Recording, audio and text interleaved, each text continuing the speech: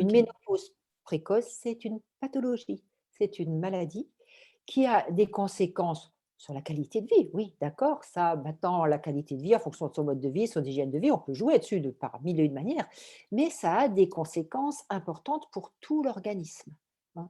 C'est-à-dire que quand une femme est carencée en œstrogènes, de manière définitive et chronique, il y a 3 organes, en fait, 3 systèmes qui vont vraiment souffrir.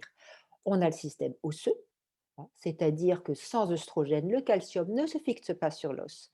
Donc, on va commencer à se déminéraliser.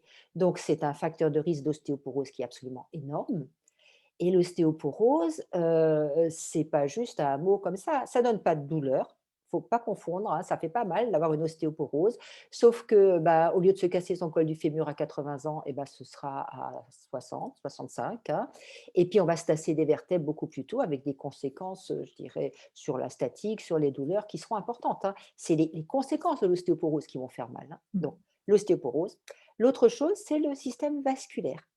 Parce que on voit par exemple à la ménopause, à 50 ans, on a une augmentation des maladies cardiovasculaires, soit les infarctus, les accidents vasculaires cérébraux, parce que nos œstrogènes, les œstrogènes naturels, d'abord améliorent l'équilibre bon-mauvais cholestérol, ça joue sur les vaisseaux, et aussi ça assouplit la paroi des vaisseaux. Mmh. Donc si vous avez du cholestérol des vaisseaux qui sont rigides, qu'est-ce qui se passe? Des petites plaques d'athérome vont se mettre dans les vaisseaux, vont les rétrécir. Donc soit ça va par exemple moins alimenter le cœur, hein, au niveau des coronaires, ça fait des infarctus, soit il y a un petit embole qui va partir au niveau du cerveau, ça fait un accident vasculaire cérébral.